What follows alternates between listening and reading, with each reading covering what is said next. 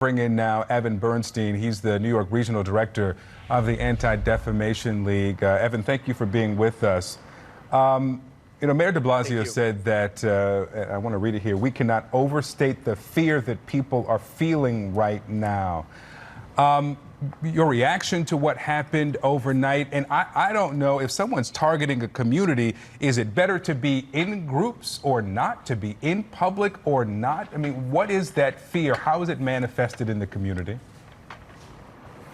Well, this is, what happened in the overnight here in Monsey, and I've been on the ground here since 11 o'clock last night. We're standing now in front of the home of the rabbi where the Hanukkah celebration took place and where the stabbing allegedly took place. And it's been a horrific time for the openly Orthodox community now for really the last few weeks. Clearly now with what's taking place here in Monsey, what took place in Jersey City with the murders that took place there, and also the spate of events that have taken place and the attacks that have taken place in Brooklyn.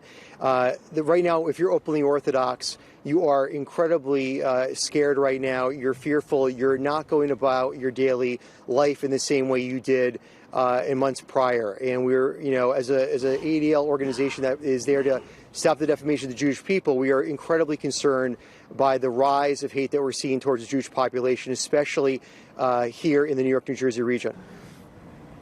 Obviously, there has been a strong response by law enforcement to these. How confident are you that they can get a handle on this and maybe get some information in some capacity as to the core of where this is coming from?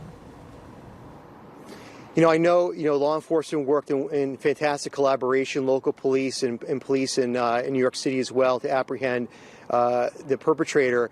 It actually was apprehended in New York. And I think, law enforcement is doing everything in their power.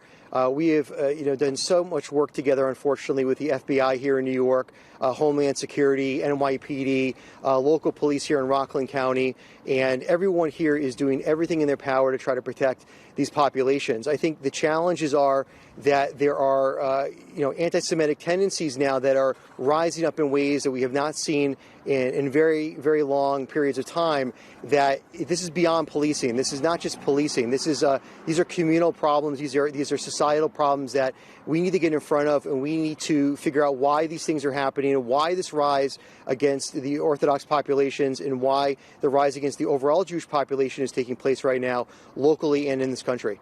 And beyond those reported incidents, the attacks, the threats, I know that you're concerned about those offenses that are not reported. What's the evidence that supports maybe that concern about those attacks that are not reported?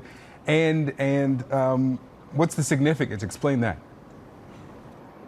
One of the challenges we have is that the ADL, our audit of anti-Semitic incidents, is, something that we've been doing since 1979. And we rely on people that are going to be able to, call us and report to us either online or on the phone.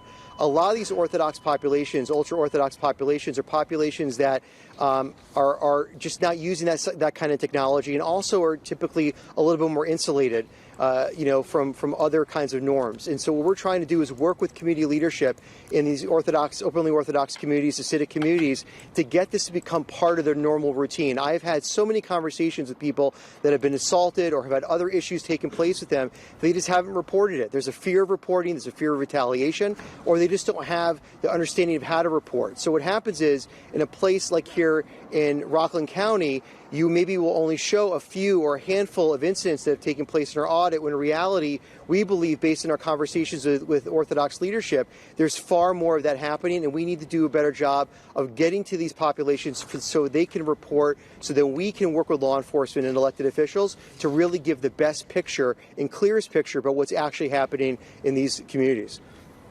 All right, Evan Bernstein, we appreciate so much you taking the time to be with us. I know you've been there for a long time overnight there. Thank you. Still ahead, we've got more of our break.